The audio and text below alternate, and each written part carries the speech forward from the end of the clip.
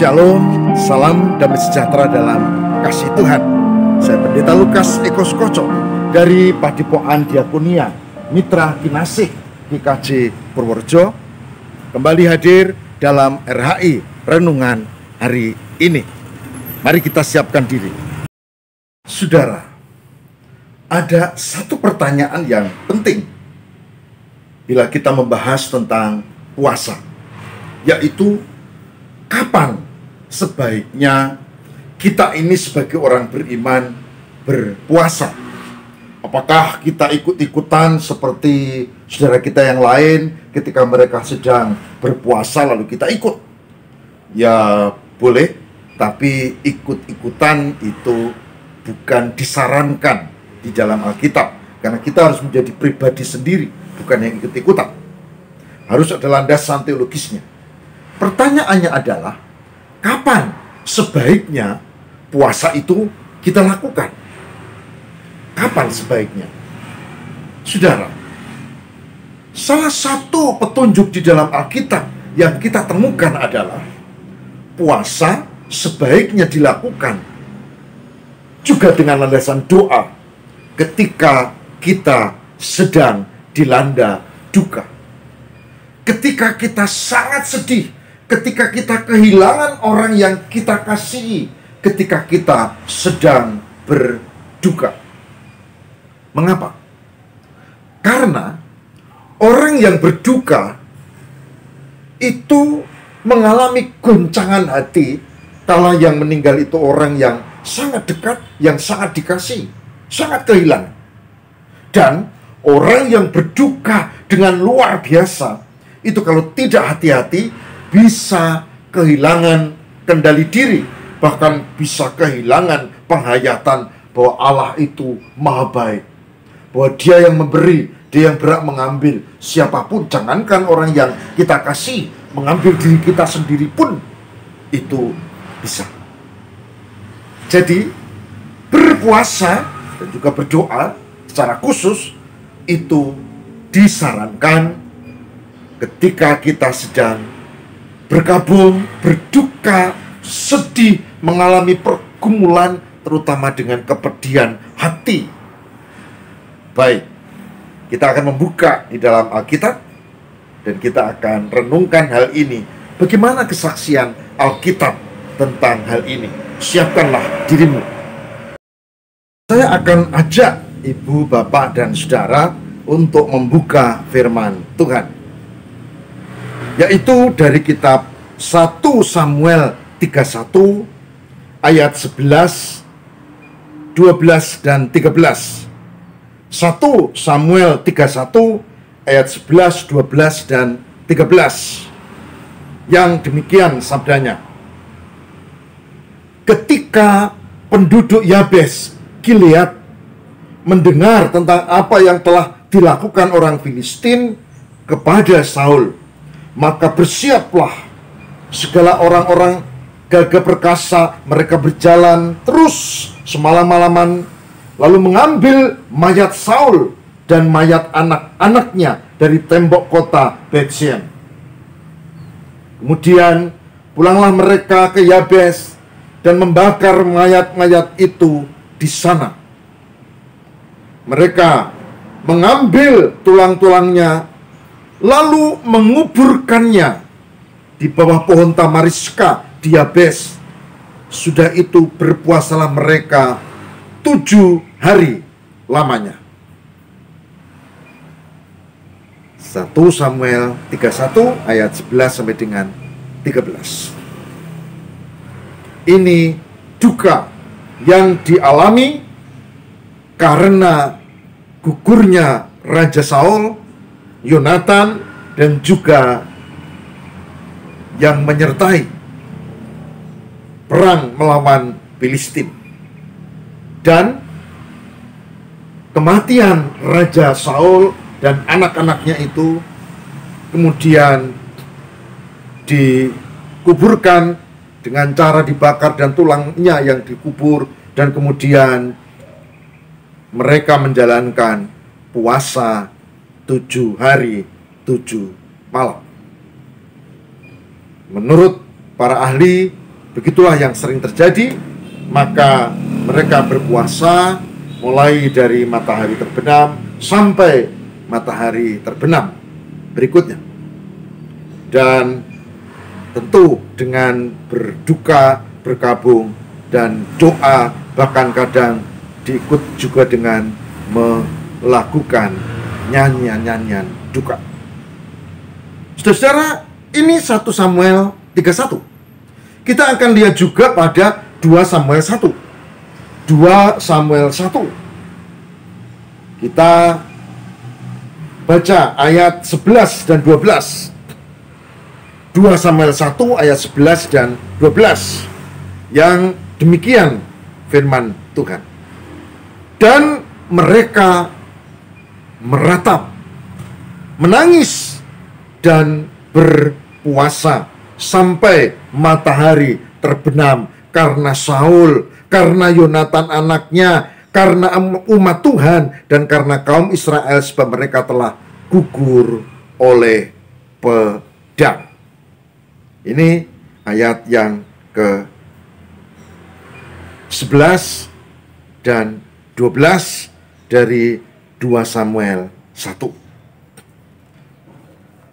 Saudaraku, dua bacaan ini menegaskan ternyata memang benar ketika berduka, ketika kehilangan orang yang dikasihi, ketika mengalami kepedihan, maka yang dilakukan adalah berdoa dan berpuasa. Yang kala itu biasa tadi saya sebut dilakukan mulai dari matahari terbenam sampai matahari terbenam berikutnya selama 24 jam tidak makan dan tidak minum. Saudara, ini menjadi gambaran. Ternyata berduka lebih bagus kalau dengan doa dan puasa. Saudaraku yang terkasih di dalam Tuhan, tindakan untuk justru berpuasa di kala berduka ini memang sangat penting. Pertama, doa dan puasa adalah merendahkan diri di hadapan Tuhan. Doa dan puasa khususnya mengendalikan diri, lalu bertobat, merendahkan diri, dan mohon pengampunan dari Tuhan. Saya sudah jelaskan berkali-kali, berpuasa bukan sekedar tidak makan dan minum, tapi lebih pada pengendalian diri, salah satunya tentang makanan dan minuman. Tapi yang paling penting adalah fokusnya kepada Tuhan. Maka catatan pertama dari poin ini adalah ketika ada duka, mereka fokus kepada Tuhan. Karena Tuhan yang memberi hidup, Tuhan yang mempunyai hidup, Tuhan yang mengatur hidup. Jadi kalau ada orang yang meninggal, di mana kita berduka, kita ingat pada Tuhan. Sekarang, saudara kita, anak kita, sahabat kita, teman kita, sekarang. Tapi pada saatnya nanti, kita yang dipanggil Tuhan. Fokus pada Tuhan. Maka kalau saat duka, lebih bagus kita prihatin dengan doa dan puasa. Kedua, selain fokus pada Tuhan, yang penting juga adalah kesadaran diri hidup ini terbatas. Cara orang meninggal bisa macam-macam. Kita sudah tahu itu. Tapi semuanya terbatas. Tidak ada orang pun di dunia ini yang hidup kekal abadi dari zaman Adam sampai zaman nan, tidak ada. Semuanya. Memang ada yang sangat lama, ada yang sangat pendek. Nah, itu misteri. Tapi tidak ada yang kekal. Jadi kesadaran diri ini penting. Saudara, kalau orang tidak sadar bahwa kita suatu saat itu akan mati, kita biasanya lalu tidak ingat pada tujuan hidup. Fokusnya Tuhan diingat, sadar juga harus. Saya sadar bahwa suatu saat saya tidak bisa berdiri seperti ini, memimpin RHI renungan hari ini yang Anda dengar, suatu saat ini akan berhenti entah kapan, dan saya tahu. Oleh sebab itu, selagi ada kesempatan, saya pakai untuk pelayanan RHI bagi kemuliaan Tuhan. Fokus, sadar. Fokus, sadar. 3.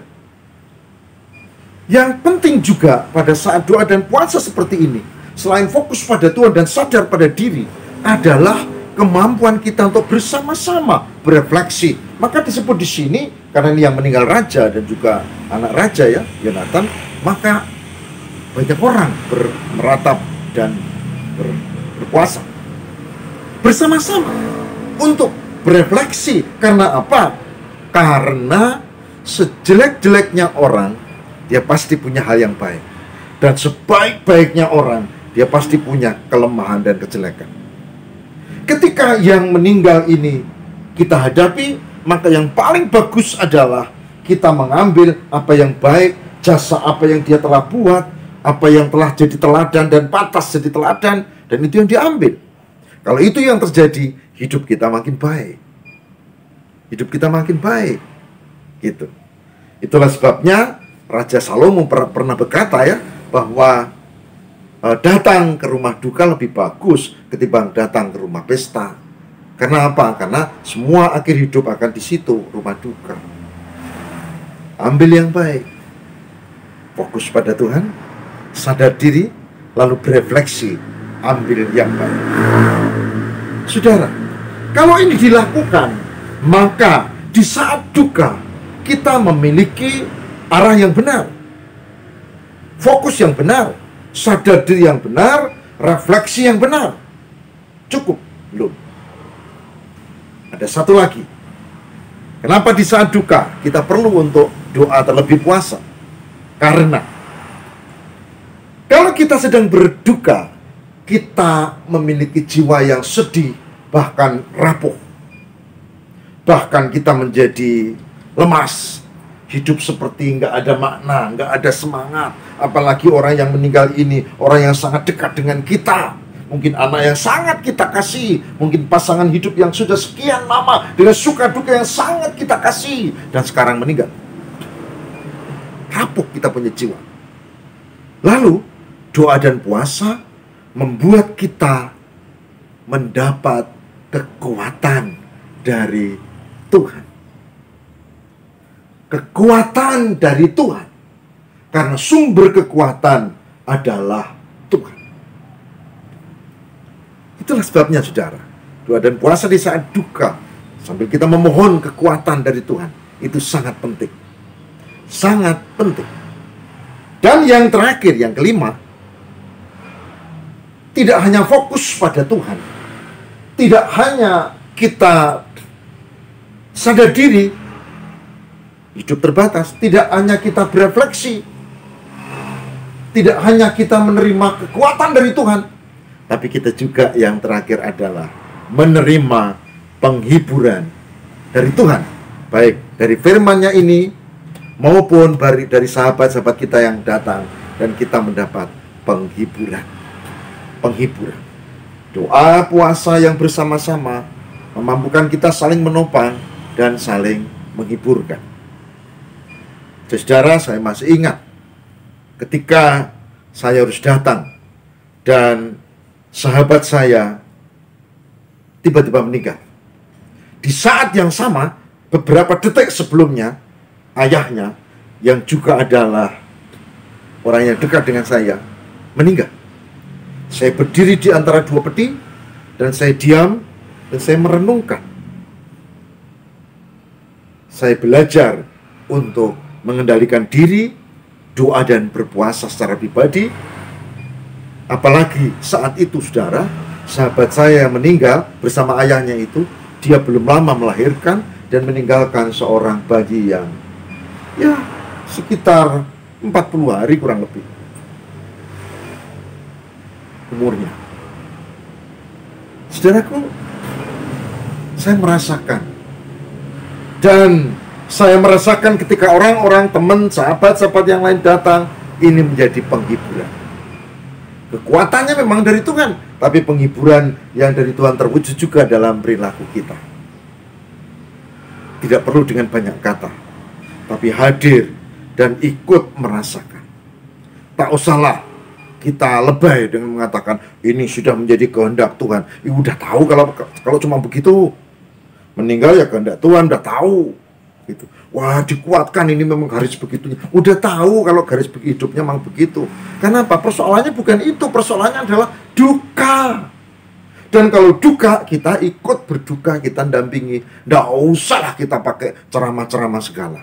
Saya pun sebagai pendeta, kalau seperti ini saya hati-hati supaya saya tidak lebay. Selain saya hanya ambil dari firman Tuhan. Saudaraku, itulah sebabnya doa dan puasa khususnya di saat duka sangat penting. Saudaraku yang terkasih di dalam Tuhan, dari urean tadi kita bisa menemukan satu teladan. Oh, kalau begitu mungkin atau kapan kita tidak tahu, tapi pasti terjadi kalau kita punya sahabat dan orang yang kita kasih. Kita berduka. Berduka tidak harus kehilangan orang yang kita cintai meninggal. Berduka bisa macam-macam. Saya pernah mendampingi orang yang berduka karena rumahnya terbakar ludes berikut barang-barangnya, bahkan motornya juga. Berduka tidak selalu berkaitan dengan orang meninggal. Berduka selalu berkaitan dengan kehilangan, dan kehilangan itu bisa macam-macam. Bisa rumah yang terbakar, bisa jabatan, bisa kekasih, bisa orang yang meninggal, atau apalagi bahkan cita-cita barangkali yang hampir lalu gagal. Saudara, sekali lagi di saat kita merasa kehilangan, sedih, maka doa dan terutama puasa layak dilakukan. Dan itu bukan kewajiban, tapi kebutuhan, sehingga kita menerima berkat Tuhan. Saudara camkan hal ini, selamat untuk melakukannya, dan saya percaya Tuhan memberkati ibu, bapak, dan saudara-saudara, sehingga kita menjadi pengikut Kristus yang setia, dan kita mengerti sekarang ternyata puasa bukan soal makanan minuman segala, tapi lebih pada pengendalian diri, esensinya, bahkan kekuatan dan fokus kepada Tuhan, itu yang utama. Tuhan berkati. Shalom.